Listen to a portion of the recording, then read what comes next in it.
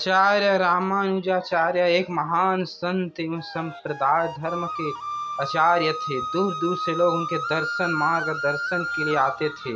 सहज तथा सरल रीति से उपदेश देते थे। एक दिन एक युवक उसके पास आया और पैर में वंदना करके बोला, मुझे आपका शिष्य होना है, आप मुझे अपना शिष्य बना लीजिए। रामानुजाचार्य ने कहा, तुझे शिष्य क्यों बनाना है? युवक ने कहा, मेरा शिष्य होने का हेतु तो परमात्मा से प्रेम करना है।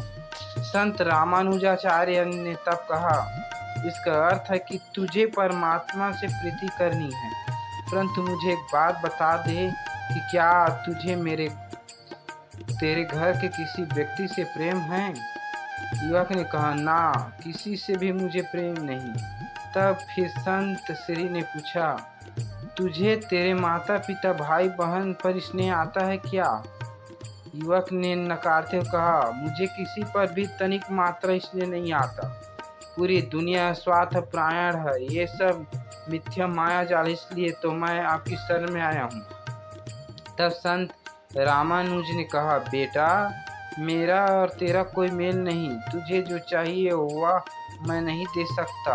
युवक सुन स्तंभ हो गया। उसने कहा, संसार को मिथ्या मानकर मैंने किसी से प्रीति नहीं की, परमात्मा के लिए मैं उधर उधर भटकता। सब कहते थे कि परमात्मा के साथ प्रीति जोड़ना हो तो संत रामानुज के पास जा, पर आप तो इनकार कर रहे। संत रामानुज ने कहा, यदि तुझे मेरे परिवार से प्रेम होता, जिंदगी से तूने तेरे निकट के लोगों में से किसी से भी स्नेह किया होता तो मैं उसे साथ स्वरूप दे सकता था। थोड़ा भी प्रेम भाव होता तो मैं उसे ही विशाल बना के परमात्मा के चरणों तक पहुंचा सकता था। छोटे से बीज में विशाल वट वृक्ष बनता है, परंतु बीज तो होना चाहिए।